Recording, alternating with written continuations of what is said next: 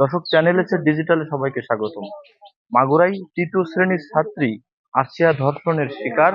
সেই ধর্ষক হিটু শেখের বাড়ির সামনে কিন্তু আমরা দাঁড়িয়ে আছি। আপনারা দেখছেন যে পিছনে কিন্তু সেই ভাঙচুর চলছে। ধর্ষক হিটু শেখের বাড়ি গতকাল সন্ধ্যা 7টা জানাজা, আসিয়ার জানাজা শেষে বিক্ষিপ্ত জনতা কিন্তু এই ধর্ষক হিটু শেখের বাড়ি ভাঙচুর এবং অগ্নিসংযোগ করে।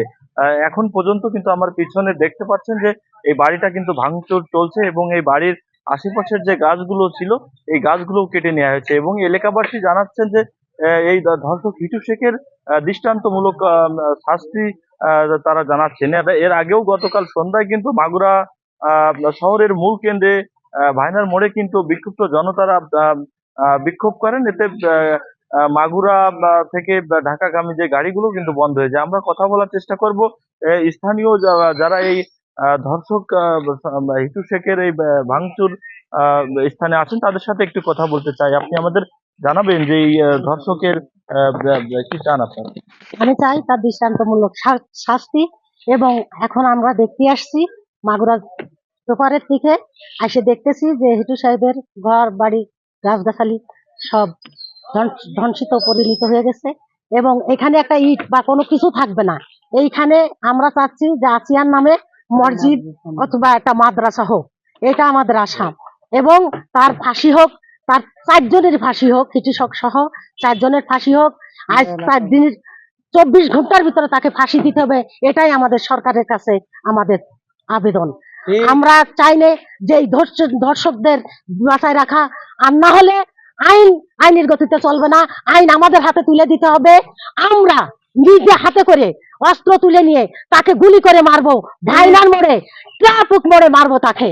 আমরা চাই আমাদের হাতে যদি না পারে, সরকার ব্যর্থ হয়ে যায় এই ধর্ষকের মারতে, আমরা নিজে হাতে তাকে গুলি করে মারবো। আমরা এই ধর্ষকের আমরা চাই না যে ধর্ষক করবে সারা জায়গায় এরা ধর্ষিত করবে, এইসব লোক বেঁচে থাক আমরা চাই না। আমরা জায়গায় তাকে মেরে ফেলবো এবং ধর কাটিয়ে দেবো, ধর কাটিয়ে মারবো তারে। আমরা আর জেলখানায় দিতে চাই না, পুলিশের হাতে দিতে চাই না, সেনাবাহিনীর হাতে দিতে চাই না। আমরা যেখানে দেখবো সেখানে আমরা অস্ত্র তুলে নেবো। আমরা চুরি হাতে পড়বো না, অস্ত্র হাতে নিয়ে চলবো। আমরা এখন আমরা অস্ত্র যেখানে পাবো সেখান থেকে তাদের জবাই করে ফেলবো, মারি ফেলবো, এটাই আমার আশা। আসসালামু আলাইকুম। দর্শক, শুনছিলেন একজন নারী নেত্রী, তিনি কিন্তু আমাদের বলছিল যে এই ধর্ষক হিটু শেখের কিন্তু দৃষ্টান্তমূলক শাস্তি চায় এবং প্রশাসনের কাছে তারা জোর দাবি জানিয়েছেন এবং তিনি বলছিলেন যে এই যে ধর্ষক হিটু শেখের যে বাড়ি, এই বাড়িটি ভেঙে এখানে একটি মসজিদ কিংবা মাদ্রাসা কিন্তু আসিয়ার নামে করা হোক। এটি সামাজিক যোগাযোগ মাধ্যমেও কিন্তু এই বিষয়টি নিয়ে আলোচনা চলছে, আমরা দেখেছি। আমরা কথা বলতে চাই স্থানীয় আরেকজনের সঙ্গে যারা বাড়ি থেকে, তিনি আমাদের জানাবেন যে এই ধর্ষকের কি চান আপনারা, একটু জানাবেন।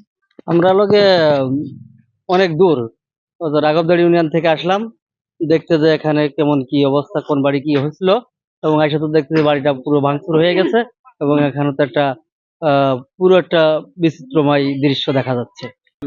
শুনছিলেন তিনি দেখতে আসছে অনেক দূর থেকে, তিনি বলছিলেন যে এই স্থানে যে ঘর ভাঙচুর করা হয়েছে। আমি একটা বিষয় জানিয়ে রাখি, গতকাল কিন্তু সন্ধ্যা 6:30টার দিকে কিন্তু একটি হেলিকপ্টারে আসিয়াকে মাগুরা স্টেডিয়ামে নিয়ে আসা হয় এবং সন্ধ্যা 7টায় মাগুরার নোমানী শহরে কিন্তু তার জানাজা হয় এবং তার জানাজার পরে তার শেষ জানাজা তার গ্রামের বাড়িতে হয় সাদিপুর সর্দারপুর ইউনিয়নে।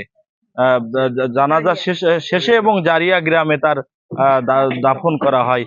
তো এই জানাজা শেষেই কিন্তু এই বাড়িটি আপনারা দেখছেন যে এই বাড়িটি কিন্তু স্থানীয় বিক্ষুব্ধ জনতা কিন্তু তারা অগ্নিসংযোগ চালায় এবং আজ সারাদিন কিন্তু এই বাড়ি ভাঙচুর এখনো দেখতেছেন যে এই বাড়িটি কিন্তু ভাঙচুর করছে এলাকাবাসী, কিন্তু এই বাড়িটি ভাঙচুর এবং বাড়ির আশেপাশে যে গাছ ছিল এই গাছগুলোও কিন্তু তারা কেটে নিয়েছেন তারা। আপনারা দেখছেন যে এই বাড়িটি কিন্তু এখনো ভাঙচুর করছে। আপনারা দেখছেন যে বাড়িটি স্থানীয় যারা আছেন এলাকাবাসী তারা চাচ্ছেন যে এই যে ধর্ষণকারীর কোনো চিহ্ন কিন্তু এই নিজ নন্দল গ্রামে তারা রাখবে না, এমনটাই কিন্তু তারা তারা বলছেন যে এই যে ধর্ষণকারীর কোনো কিছুই কিন্তু এই এলাকায় থাকবে না, এমনটা কিন্তু তারা আমাদের বলছেন।